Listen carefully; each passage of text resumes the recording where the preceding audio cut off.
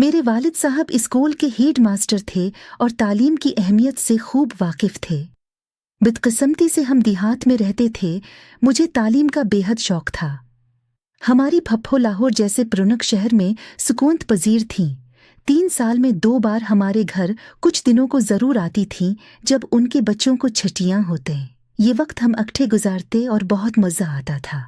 ہمارے پاس سال بھر کی باتیں جمع ہوتی تھیں، لہٰذا خوب باتیں کرتے۔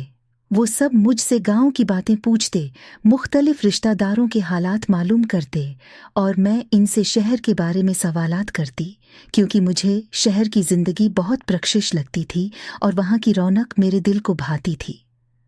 میں اکثر پھوپھو سے بھی شہر کی باتیں پوچھا کرتی اور وہ بڑے پیارے مجھے جواب دیا کرتی تھیں۔ میں حیرت سے ان کی باتیں سنتی کہ شہر گویا مجھے ایک جہان حیرت لگتا۔ میں سوچتی کہ کاش میں بھی کسی بڑے شہر میں رہ سکتی۔ پھوپھو مجھے پیار کرتی تھیں، وہ مجھے اپنی بہو بنانا چاہتی تھیں، لیکن ان کا بیٹا فرحان جو انجینئرنگ کا طالب علم تھا ہمیشہ کہتا، ایماں مجھے تعلیم یافتہ لڑکی سے شادی کرنی ہے جبکہ میں مڈل سے آگے نہ پڑھ سکی۔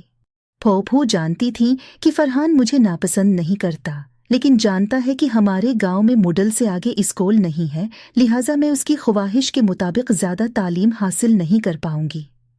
انہوں نے اس مسئلہ کا یہ حل نکالا کہ ابو سے منوا لیا کہ مڈل پاس کر لینے کے بعد خولا کو میرے پاس لاہور بھیج دیں تاکہ وہ مجھے آگے پڑھا سکیں۔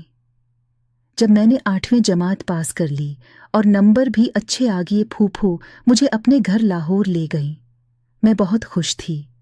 شہر میں رہنے کی میری دلی مراد بر آئی تھی۔